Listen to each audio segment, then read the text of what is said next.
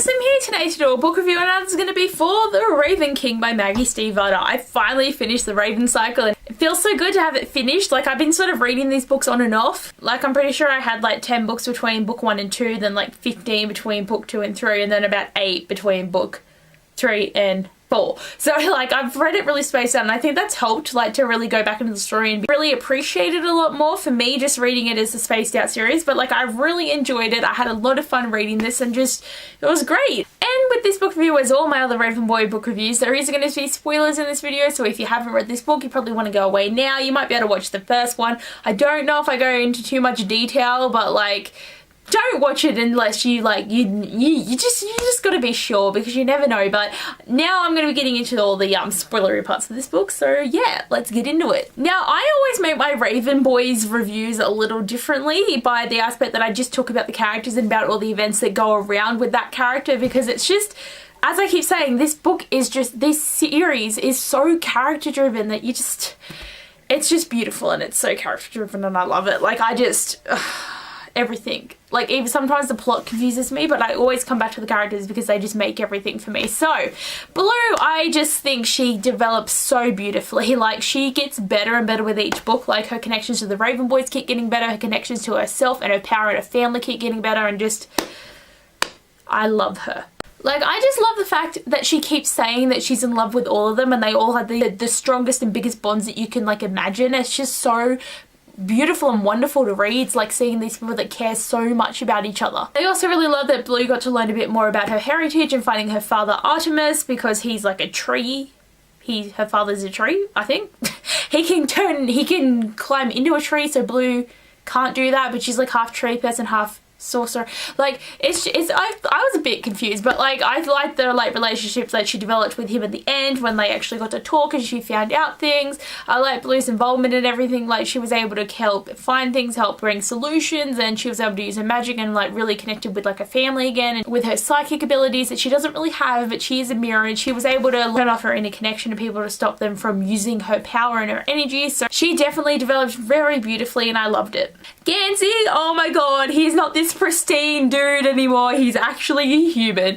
In the first book, he was so like a clean and perfect and nothing was wrong with him, and just in this book it's just gotten so good. Like, he speaks differently, he acts like a normal person of his age, he's so funny, and I love him, and just so many moments where it just was un-Gansey, and I was just like, yes, I love it. And I just loved how like Gansey's obsession just kept sort of developing, and he was just so close to finding Glendowner, and it was so shit that all this building up for freaking Glendowner, and he's dead. He was dead. He was never gonna come back. Like, he's just dead. Like, I just was so like, what?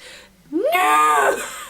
Like, I just was not okay. Why would you kill Glendowner? Because this whole entire book is just, that's the purpose of it, and it's just nah.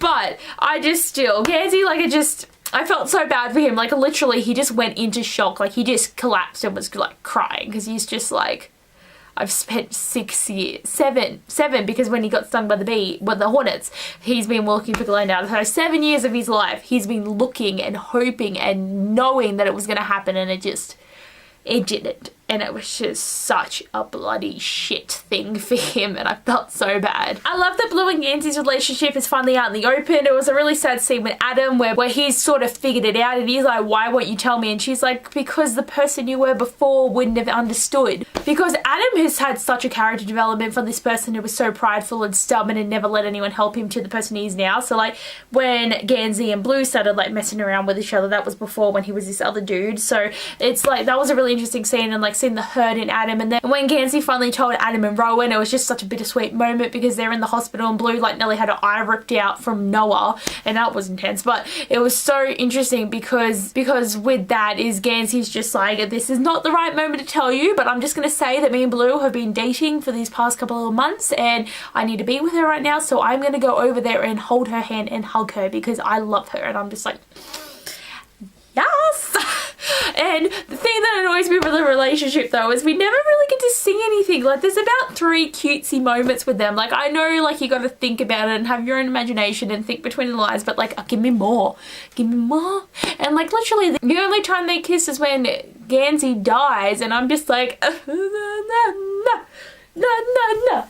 That was an interesting scene though, because Gansey was literally just dead on the floor and Blue's like, this is not happening, and everyone's freaking out, and Rowan's like to Caveswater is like, you have to bring Gansey back, and Caveswater literally destroys itself, reimagines itself, and just puts itself into Gansey, and Gansey comes back to life, and we don't even get to see that. We just see the kiss and then the aftermath and the epilogue. Like this book I feel like wasn't really as summed up as I like books. Like I like to do a nice little package with nothing loose, but you know, so many things are not answered or discovered, and it's kind of like just tell me. Rowan is just precious. He wasn't one of my favorites at the beginning. Like I liked Rowan, but he just seemed like a douche, like a bit like I normally like douches, but he was just more douchey and I wasn't keen about him. But I just love him now, and just the way he's so protective, and he's actually so dependent on Gansey. Like he literally won't do anything without Gansey. I can't say Gansey at the moment. I keep going Gansey, but he's so dependent on Gansey, and it's just so crazy watching this because I didn't realize it as much until this last book, and it was just like holy shit. But I think Rowan had a great role. He brought back the orphan girl. Like his relationship with her is so cute, and I love how she's got like the hoofs.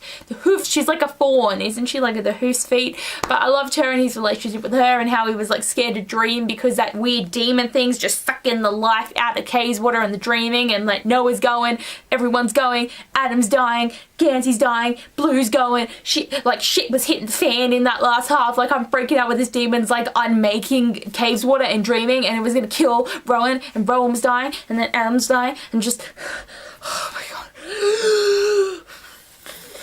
I was like literally dying this whole scene, but I just couldn't. And like Adam, like I was so scared that something was gonna happen to him. He's like Caveswater's eyes and hands, and he was gonna do all the stuff for them, and he's like really figured his powers out though, and he's figured out what he has to do and everything. And that scene when he was like killing like Rowan and he's punching everyone and he can't see and his hands are all like that was just so intense. And then they caged him up, and then everything's happening, and just it got so intense. And Adam's also grown to be such an amazing person. Like I really didn't like him as much in the first book just because he was so stubborn and wouldn't let anyone help him. But he's really developed the need to let people help you, because it doesn't mean that you're helpless. It just means that they want to help you along so that you have a better life. Like, you know, like it's not always charity. It's just because people love you and they want to help you. So I'm glad that he's gotten past that weird stage he was at, and just saying Rowan and Adam are a thing. Like I knew this was happening. Like this was like a thing that everyone like talked about. Like it was just always Adam and Rowan. It was just a thing. Like, so it was sort of a spoiler, but I didn't really know that much about it. But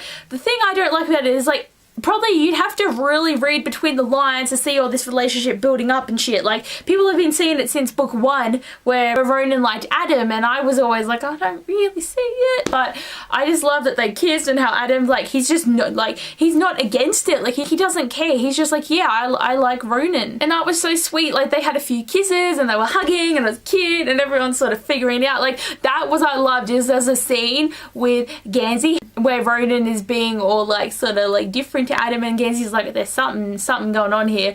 There's definitely something going on here. And I'm like, yeah, there is.